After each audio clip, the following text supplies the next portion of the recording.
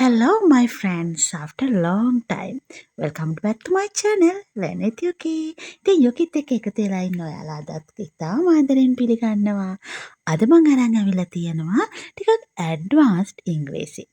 එහෙම නැත්නම් අපි ඕල්ඩ් ඉංග්‍රීසි version එකේ එලිලා ඉන්නේ නැතුව ටිකක් අලුත් ඇඩ්වාන්ස්ඩ් ටිකක් අපි උසස් වෙන්න ඕනේ නේද? දැන් අපි අවුරුද්දකටත් වැඩි අපේ channel එක පටන් අරන්. ඉතින් ඔයාලට හැමදාම ඉංග්‍රීසි කතා කරන්න, භාවිතා කරන්න අලුත් භාවිතා අරන් එනවා අපි channel එකේ. ඉතින් අදත් අරන් ඇවිල්ලා තියෙනවා ඇඩ්වාන්ස්ඩ් ඉංග්‍රීසි වාක්‍ය 12ක්. අපි මේ වාක්‍ය බලමු. මේ වාක්‍ය වලට ගිහින් අපි බලමු කොයිතරම් දුරට ඔයාලට භාවිතා කරන්න පුළුවන්ද කියලා. Okay, come with me.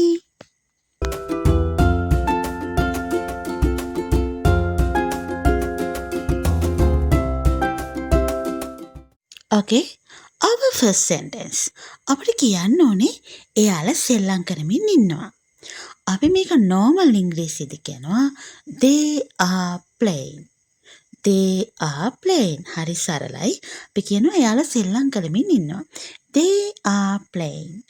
අපි ටිකක් මේක ඇඩ්වාන්ස්ඩ් කරත් මේ playing කියන එකට අපිට භාවිතා කරන්න පුළුවන් they are frolicking. Frolicking කියනවා විහිළු කරනවා, දඟ කරනවා, සෙල්ලම් කරනවා, නිකන් දඟලනවා. මෙන්න මේ අදහස.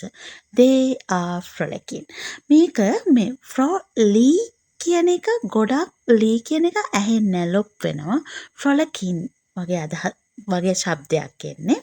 එතකොට ඔවුන් සෙල්ලම් කරමින් ඉන්නවා. They are frolicking. Okay? අපි යමු ඊළඟ වාක්‍ය බලන්න. අපිට මෙතනදී කියන්න ඕනේ මම happy. මම සතුටින් ඉන්නේ. I am happy. normal English වල ඕනි පොඩි බබෙක් දන්නවා. මම සතුටින් ඉන්නේ. I am happy. I am happy. මම සතුටින් ඉන්නේ. මේක ටිකක් ඇඩ්වාන්ස්ඩ් කරලා අපි කියනවා I am elated. I am elated. මම සතුටින් ඉන්නේ. මට සතුටුයි. මම උත්කර්ෂයට පත් වෙලා ඉන්නේ. elated. මම දැන් මේ වගේ ටිකක් ඔයාලට අමාරුයි කියලා හිතෙන ශබ්ද පුංචිවට සිංහලෙන් ස්ක්‍රීන් එකේ දාලා තියෙනවා. ඔයාලා මේවා චුට්ටක් බලන්න. elated. මම සතුටින් ඉන්නේ. I am happy. or I am elated.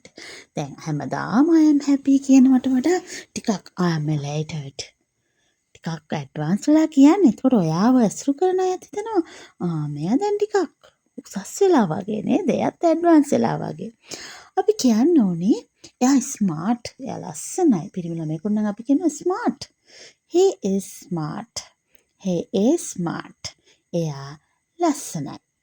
මේක ලස්සන කියන්නේ කඩවසම්. ස්මාර්ට් කඩවසම්. එතකොට අපි මේක ටිකක් ඇඩ්වාන්ස්ඩ් කරලා අපි ටිකක් මේක කියනවා මෙහෙම. He is a street. He is a street. Street මේක නිකන් C එකත් එක්ක කියවෙන්නේ. He is a street. එයා ස්මාර්ට් කඩවසම්. මේ ස්ට්‍රීට් කියන වචනය අපිට භාවිතා කරන්න පුළුවන් විචක්ෂණශීලී, ඒ වගේම විමර්ශනශීලී, දක්ෂයි කියන භාවිතත්. Street, he is street. එයා ස්මාර්ට්, එයා දක්ෂයි, එයා විචක්ෂණශීලී. අන්න ඒ වගේ අදහසක් මේකෙන් අපිට කියන්න පුළුවන්. Street දක්ෂයි. This is a big house. අපි කියනවා මේක මේ ටිකක් ලොකු ගෙදරක්. එතකොට අපි normal English වල කියනවා this is a big house. සාමාන්‍යයෙන් ඉංග්‍රීසි ඉගෙන ගන්න මේ පුංචිම දේ තාමත් පොඩි දරුවෙකුට උනත් කියන්න පුළුවන් ඒක ලොකු ගෙදරක්. This is a big house. ඒ විදිහට. මේක අපි advanced කරලා කිව්වොත් කියන්න පුළුවන් this is palatial resident. palatial residence. residence කියනවා නවාතැන, නිවහන, අපි පදිංචි වී සිටින ස්ථානයට. එතකොට මේක ටිකක් ලොකු, මේක ගොඩක් ලොකු ගෙදරක්. This is palatial resident. Okay? සාමාන්‍යයෙන් මේ වචන කියනවට වඩා මම වාක්‍ය අරන් ආවේ ඔයාලට එතකොට තේරුම් ගන්න, මතක තියාගන්න ලේසි නිසා. අපි යමු පස්වෙනි වාක්‍ය බලන්න. පස්වෙනි වාක්‍යෙදි මට කියන්න ඕනේ එයාට ගොඩක් මහන්සි. එයා හරි මහන්සියෙන් ඉන්නේ. එතකොට අපි කියනවා he is very tired. එයා ගොඩක් මහන්සි වෙලා ඉන්නේ. මහන්සියෙන් ඉන්නේ. He is very tired. normal English වල එහෙම කියනවා. අපිට මේක කියන්න පුළුවන් ඇඩ්වාන්ස්ඩ් කරලා මෙන්න මේ විදිහට. He is utterly exhausted. utterly exhausted. එයා ඇත්ත වශයෙන්ම මහන්සියට පත් වෙලා වෙහෙසට පත් වෙලා ඉන්නේ. He is utterly exhausted. exhausted කියනවා tired කියන එකට සමාන වචනයක්. එතකොට එයා ඇත්තටම වෙහෙසට පත් වෙලා ඉන්නේ. නේද? ඒ විදිහට කියන්න පුළුවන්. අපි බලමු අපිට කියන්න ඕනේ ඒ මූවී එක, ඒ ෆිල්ම් එක ගොඩක් හොඳයි. ටිකක් හොඳයි. නේද? අපි කියනවා normal English වල the movie was good. A movie එක හොඳයි. හොඳට තිබුණා. The movie was good. A movie එක හොඳට තිබුණා. මේක අපි ඇඩ්වාන්ස්ඩ් කරලා කියනවා නම් ටිකක් උසස් කරලා ටිකක් ලොකුවට කියන බරට කියනවා නම් අපිට මෙහෙම කියන්න පුළුවන් film was exceptional. exceptional කියනවා හොඳයි. ඒක ලස්සනයි හොඳයි කියන අදහස. කියන්නේ හොඳයි කියන එකට ටිකක් උසස් කරලා ටිකක් වැඩියෙන් අදහසක් දෙන්නේ මේ exceptional කියන වචනය. මම කලිනුත් කිව්වා වගේ මේක වචන වලට ඇඩ්වාන්ස්ඩ් වචන කියනවට වඩා වාක්‍යත් එක්ක අරන් ආවේ ඔයාලට එතකොට පහසුයි තේරුම් ගන්න. එතකොට ඒ මූවී එක ඒ ෆිල්ම් එක ගොඩක් හොඳ වුණා. The film was good. ඒ වගේම අපිට ඒකෙන් මේ නැත්තම් කියන්න පුළුවන් the film was exceptional. Okay, our seventh sentence අපිට කියන්න ඕනේ ඈ ගොඩක් ඇඬුවා. ඈ හයියෙන් ඇඬුවා. එතකොට අපි කියනවා she cried loudly. she cried loudly. ඈ හයියෙන් ඇඬුවා. කියන්නේ ශබ්ද නගා ඇඬුවා. හොඳටම ඇඬුවා කියන අදහස ගන්නත් පුළුවන්. she cried loudly. මේක ඇඩ්වාන්ස් කරලා මෙන්න මේ විදිහට කියන්න පුළුවන්. she wept profusely. she wept profusely. දැන් මේ විදිහට අලුත් ඉංග්‍රීසි ඇඩ්වාන්ස් ඉංග්‍රීසි පුරුදු වෙනකොට පුතේ ඔයාලටත් හිතෙන්න පුළුවන් මේක තනියම පුරුදු වෙන්න. මම හැමදාම කියනවා කන්නඩියක් ඉස්සරහට ගිහිල්ලා හරි තනියම පුරුදු වෙන්න.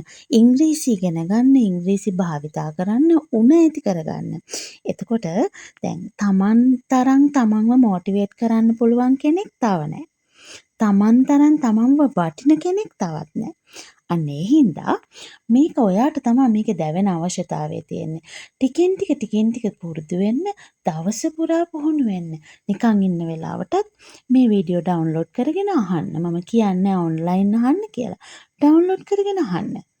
නේද? එතකොට ඔයාලට පුළුවන් දවස ගානේ ඔයාලගේ ඉංග්‍රීසි දැනුම වැඩි කරගන්න. නිරන්තර සවන් දෙන්න. ඕකේ? එහෙනම් හරි වේගෙන් හයියෙන් ඇඬුවා. She wept profusely. Okay? අපි යමු අපේ 8 වෙනි වාක්‍ය බලන්න. අපිට කියන්න ඕනේ ඔහු හරි හිමින් ඇවිද්දේ. ඔහු ඇවිද්දා හිමින්. හිමින් ඇවිද්දා. ඇවිද්දා. එතකොට අපි කියනවා he walked slowly. එයා හිමින් ඇවිද්දේ. නිකන් එයාට හදිස්සියක් තිබ්බේ නැහැ. He walked slowly. එහෙම කියන්නේ අපි normal English වල. අපි ඉංග්‍රීසියේ මේක ටිකක් ඇඩ්වාන්ස් කරලා මෙන්න මේ විදිහට කියන්න පුළුවන්. He ambled leisurely. He ambled leisurely. leisurely දැන් අපි leisure කියන්නේ විවේකීව නිකන් නිවි හැනහිල්ලේ. එතකොට he ambled leisurely. ඔහු ටිකක් නිවි හැනහිල්ලේ හිමින් කලබලයක් නැතුව ඇවිත්තා. Okay? Our ninth sentence අපි කියනවා ඔහු ගොඩක් පොහොසත්. මේක කියනකොට ඔයාලගේ හිතට එනවා he is very rich. he is very rich. ඔහු ගොඩක් පොහොසත්. පොහොසතෙක් කියලා කියනවා he is very rich. මේක ඇඩ්වාන්ස්ඩ් ඉංග්‍රීසි වලදී කොහොමද අපි කියන්නේ? මේක අපි කියනවා he is exceedingly wealthy. එයාගේ ධනවත්භාවය exceed වෙලා අභිබවා ගිහිල්ලා ගොඩාක් පොහොසත්. He is exceedingly wealthy. ඔහුගේ ධනවත්භාවය ඔහු තාම ලොකු පොහොසතෙක්. ලොකු පොහොසතෙක්. He is exceedingly wealthy. exceedingly wealthy. ඔහු ගොඩාක් ලොකු පොහොසතෙක්. නේද? ධනවත්භාවය ඉහවහා ගිහිල්ලා අභිබවා ගිහිල්ලා exceed වෙලා. exceedingly wealthy. ඕකේ අපි මේ වීඩියෝ එක තුල කතා කරන අන්තිම වාක්‍ය බලන්න. Our 10th sentence. අපි කියනවා මේ පොත හරි රසවත්. මේ පොත හරි රසවත්. The book is interesting. The book is interesting. එක සිත් ඇද ගන්නා සුළුයි. ඒක රසවත්. The book is interesting. මේක මෙහෙම කියන්නත් පුළුවන්. The book is captivating.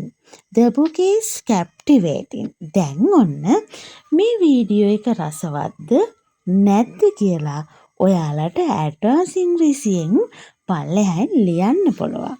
මොකද ඔයාලගේ කමෙන්ට් එක මට ගොඩාක් වැදගත්. ඉතින් මම දවසින් දවස මොටිවේට් වෙන්නේ, දවසින් දවස ඔයාලට වීඩියෝ අරන් එන්නේ ඔයාලගේ මේ කමෙන්ට් එකෙන් ඔයාලා මට දෙන ශක්තියත් එක්ක. ඕකේ? ඉතින් එහෙනම් අදත් වීඩියෝ එක බලුවට ගොඩාක් ස්තුතියි. ඔයාට ඉගෙන ගන්න ආස, ඔයා කැමති දේවල් අපි සරලව රසවත්ත මගේ channel එකෙන් අරන් එනවා. ඉතින් ඔයාට ඉගෙන ගන්න ඕනේ. ඒ වගේම දැන් අපි ඉංග්‍රීසි ඉගෙන ගන්නේ අපිට ඉංග්‍රීසි බැරි නිසානේ. ඉංග්‍රීසි දන්න කෙනෙක් ඉංග්‍රීසි ඉගෙන ගන්න උත්සාහ කරන්නේ නැහැනේ. හැබැයි ඉංග්‍රීසි කියන භාෂාව දවසින් දවස අප්ඩේට් වෙනවා. ඒක ඉගෙනගෙන ඉවර කරන්න බෑ. අපි හැමෝම දවසින් දවස ඉගෙන ගන්නවා. ඉතින් මේ භාෂාව ඉගෙන ගන්න කැමති ඔයාලා මතක ඇතුව මාව subscribe කරන්න. ඉතින් මේ වෙනකොට අපි subscribers 57000 සීමාව ඉක්මවලා තියෙනවා. ඒකටත් ගොඩාක් ස්තුතියි. මම වගේ පුංචි කෙනෙකුට ඔයාලා දෙන මේ සහයෝගයට හරිම කැමතියි මම. ඉතින් ඔයාලට ඉගෙන ගන්න ආස දේවල්, ඉගෙන ගන්න ඕනේ දේවල් පල්ලෙහාන් ලියන් යන්න උත්සාහ කරනවා. ඉඩ ලැබෙන හැම වෙලාවකම ඔයාලා වෙනුවෙන් වීඩියෝස් අරන් එන්න. Okay, thanks for watching. Don't forget like and share with your friends. Don't forget subscribe me. Okay, bye bye. See you again soon.